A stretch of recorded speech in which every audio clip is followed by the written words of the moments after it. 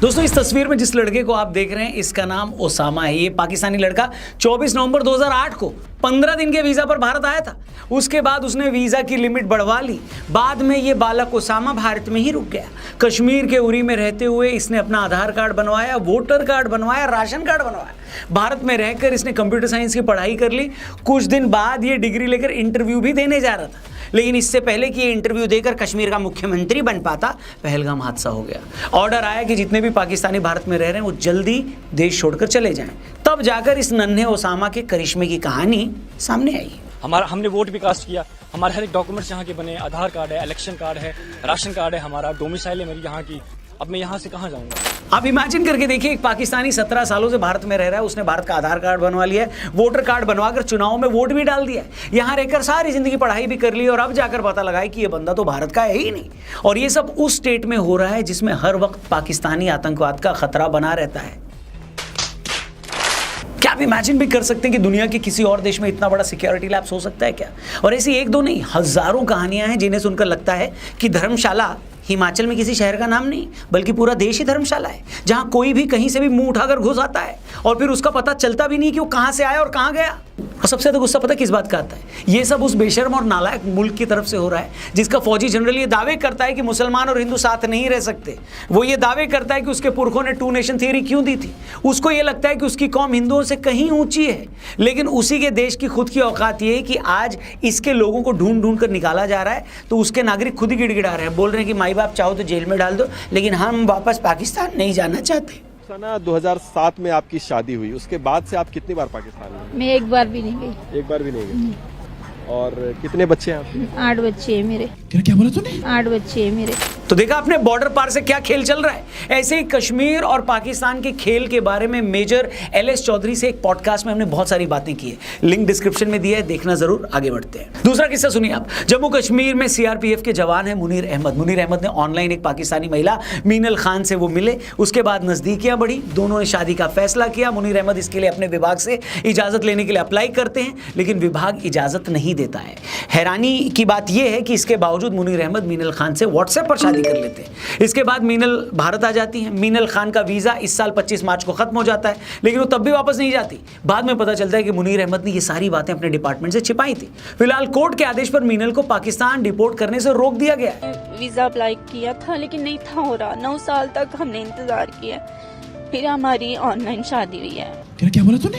फिर हमारी ऑनलाइन शादी हुई है। मतलब ये सोच सोच कर ही मेरा सिर घूम जा रहा है कि कश्मीर में तैनात एक CRPF जवान पाकिस्तानी महिला से ऐसे शादी कर लेता है और उसके बाद इस बात की जानकारी उसके डिपार्टमेंट को भी नहीं होती। डिपार्टमेंट की तरफ से इस शादी पर ऑब्जेक्शन भी आता है, बावजूद इसके CRPF जवान मुनीर अहमद बिना विभाग को बताए शादी कर लेता है। और ये सब उस स्टेट में हो रहा है जो टेररिज्म, आतंक के लिहाज से सबसे ज्यादा सेंसिटिव है।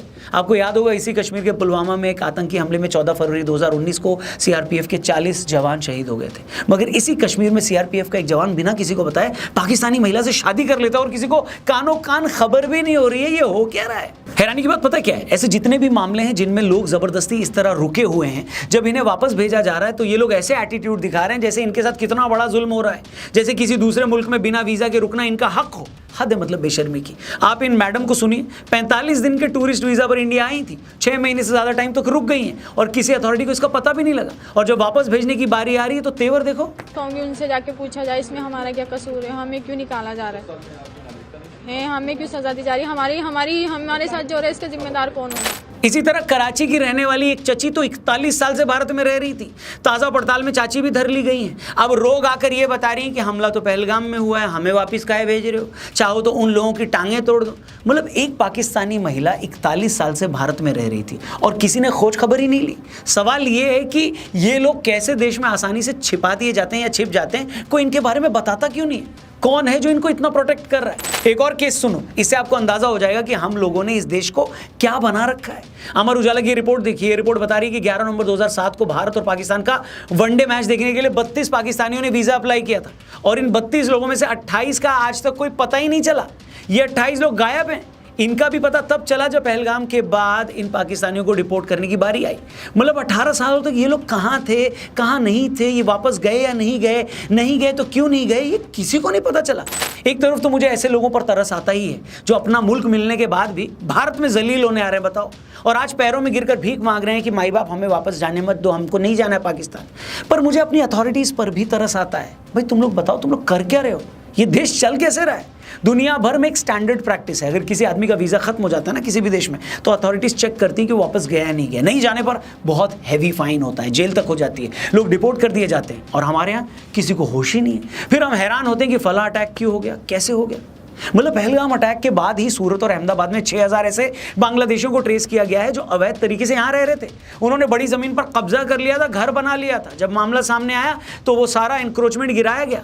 मतलब ये सब समझ से परे है दोस्तों। इतने सालों से हम ये सुन रहे हैं कि 2 करोड़ से ऊपर बांग्लादेशी इलीगल तरीके से भारत में रह रहे हैं, लेकिन इतने सालों में उनमें से कितनों को डिपोर्ट किया गया, कितनों को भेजा गया, कितनों का डेटा इकट्ठा किया गया, ये भी नहीं पता। हम CA NRC की इतनी बातें कर रहे हैं, लेकिन जो लोग इतनी आसानी से ट्रेस किए जा सकते थे, जिन पर इतनी आसानी से एक्शन हो सकता था, वो क्यों खुले घूम रहे थे, ये समझ ही नहीं आ रहा। ये सारी बातें तो डराने वाली हैं, लेकिन एक और कहानी है जो सबसे ज्यादा डरावनी है। सुप्रीम कोर्ट के senior advocate Ashwini Upadhyay ji claim कर रहे हैं कि इस वक्त देश में ऐसी 5 लाख महिलाएं हैं जिन्होंने किसी पाकिस्तानी से शादी कर ली है, लेकिन वो भारत में रह रही हैं।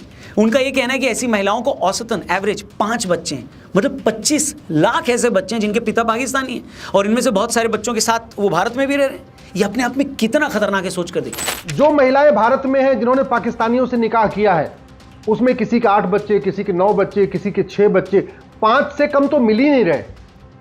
10-12 बच्चे वाले भी परिवार मिल रहे। अगर एवरेज 5 बच्चे मान के चलिए तो 5 लाख महिलाओं से लगभग 25 लाख बच्चे जिसके फादर पाकिस्तानी हैं, वो 25 लाख बच्चे भारत में रह रहे हैं। अब जब ये मामले सारे सामने आ रहे हैं ना, तो लोगों में भारी गुस्सा है। लोग बोल रहे हैं कि ये तो सिस्टम की बहुत बड़ी खामी है। इस तरह की शादी के बाद जो भी पाकिस्तानी लड़कियां या उनके शौहर भारत आ रहे हैं या रुक गए हैं, या जिनके शौहर भारत आते रहते हैं, उनमें अगर 1% भी किसी खराब नीयत से भेजे गए हैं तो नेशनल सिक्योरिटी के लिए कितना बड़ा खतरा है। क्योंकि दुनिया भर में जहां भी खुफिया एजेंसीज अपने एजेंट अपने दुश्मन देशों में भेजती हैं, वहां जाकर वो एजेंट तो लोकल लोगों से शादी तक कर लेते हैं। उन देशों में जाकर वो नौकरियां करते हैं, उनके बच्चे भी हो जाते हैं। हमारे केस में फ़र्क ये है कि भारत आकर किसी पाकिस्तानी एजेंट को शादी करनी हो तो उसके लिए तो उसे कोई एफर्ट भी नहीं करना है। लेकिन जो भी शख्स इस तरह से भारत में आ रहा है, उसका मोटिव क्या है, उसे किसने भेजा है, ये कैसे पता लगा जा सकता है। और फिर वो शख्स अगर भारत में रुक रहा है और देश भर में घूम रहा है, तो ये तो और बड़ा थ्रेट है।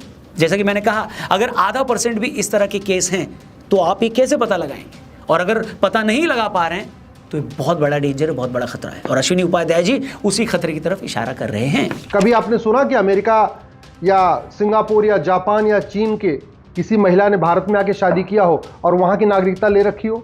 नहीं सुना होगा। लेकिन भारत में ऐसा हुआ है।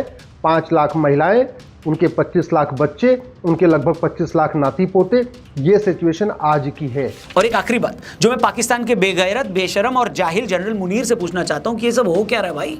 मतलब अगर तुम्हारे हिसाब से या तुम जैसे जितने भी जिहादी पाकिस्तान में बैठे हैं उनके हिसाब से अगर मुसलमान हिंदुओं के साथ नहीं रह सकता, तो तुम्हारे मुल्क से इतने लाखों लोग भारत में क्या कर रहे हैं। तुम तो यहां तक बोलते हो कि भारत का मुसलमान भारत में खुश नहीं है, जबकि रियलिटी ये है कि तुम्हारे देश का मुसलमान भारत छोड़ने को राजी नहीं हो रहा। एक 22-23 साल का लड़का ये पूछ रहा है कि मैं क्या करूंगा पाकिस्तान जाकर, मेरी यहाँ पढ़ाई चल रही है। एक पाकिस्तानी औरत ये बोलकर अपने बच्चों को साथ लेकर नहीं जाती कि मैं उसे वहाँ उर्दू नहीं पढ़ाना चाहती। लोग ये बोल रहे हैं कि हमें जेल में डाल दो मगर हम पाकिस्तान नहीं जाएंगे। मतलब पाकिस्तान का मुसलमान भारत छोड़कर उस मुल्क में नहीं जाना चाह रहा है जो मुसलमानों के लिए बना था। इन सारे लोगों के ज़बरदस्ती भारत में रुके रहने का हमें गुस्सा तो है ही, साथ ही ये सारे लोग तुम्हारे मुंह पर एक ज़ोरदार तमाचा भी मार रहे हैं। और यही लोग क्यों, मैं तो दावे के साथ कहता हूं कि आज अगर हम बॉर्डर खोल दें तो पूरा पाकिस्तान बॉर्डर क्रॉस करके भारत में आना चाहेगा। BCCI अगर एक आवाज़ लगा दे, सीटी मार देना, तो तुम्हारी पूरी क्रिकेट टीम रिटायरमेंट लेकर आज ही IPL खेलने आ जाए। अगर हम एक इशारा कर दें तो लाहौर से लेकर कराची तक हर आर्टिस्ट अपने मुल्क को लात मारकर हमारी फिल्मों में, हमारी वेब सीरीज में काम करने आ जाएगा। ये औकात है आपके उस मुल्क की जिसे आपके फोरफादर्स ने मुसलमानों के लिए बनाया था। ऐसा मुल्क जहां खुद वहां कोई मुसलमान नहीं रुकना चाहता, बताओ। और तुम कब समझोगे कि मजहब की बुनियाद पर मुल्क नहीं चला करते? मुल्क चलते हैं काम धंधों से, काम धंधे पैदा करते हैं पढ़े लिखे लोग आते हैं कॉलेज और यूनिवर्सिटीज से। लेकिन जब तुम्हारा सारा फोकस ही जिहाद की तरफ है, तुम हिंदुओं से नफरत करते हो, मदरसों की तालीम से आगे बढ़ने के लिए तैयार नहीं हो, तो तुम्हारा वही हश्र होगा जो हो रहा है। यूं ही तुम्हारे लोग सऊदी में भीख मांगते पकड़े जाएंगे, यूं ही तुम्हारे लोग ब्रिटेन में ग्रूमिंग गैंग बनाते फिरेंगे, यूं ही तुम्हारे लोग अमेरिका से लेकर यूरोप तक फटते फिरेंगे। खैर, अब तो मैं ये भी नहीं कह सकता कि अब भी वक्त है, समझ जाओ, क्योंकि वक्त तो पूरा हो गया है। तुम्हारी 2 नेशन थ्योरी को 71 में पहले ही हम 3 नेशन में बदल चुके हैं। बस वेट करो जिस दिन पाकिस्तान के नाम पर तुम्हारे पास सिर्फ पंजाब बचेगा, और थोड़े टाइम बाद वो भी नहीं। यकीन नहीं हो रहा तो कुछ दिन और रुक जाओ और इस वीडियो को सेव करके रख लो। बाकी दोस्तों, आप लोग क्या कहना चाहते हो कमेंट करके बताइए उन अवैध पाकिस्तानियों के बारे में जो इतना जलील होने के बावजूद अपने मुल्क जाने को तैयार नहीं है। साथ ही बॉर्डर के पार जो शादी वाला गेम चल रहा है वो अपने आप में कितना बड़ा सिक्योरिटी थ्रेट है, इसके बारे में भी आप जरूर अपनी राय कॉमेंट करके बताना। वीडियो सही लगी हो तो इसे अपने हर एक दोस्त तक पहुंचाना, शेयर करना। Thank you for watching, channel subscribe करके जाना। जल्दी मिलते हैं। जय हिंद, वंदे मातरम।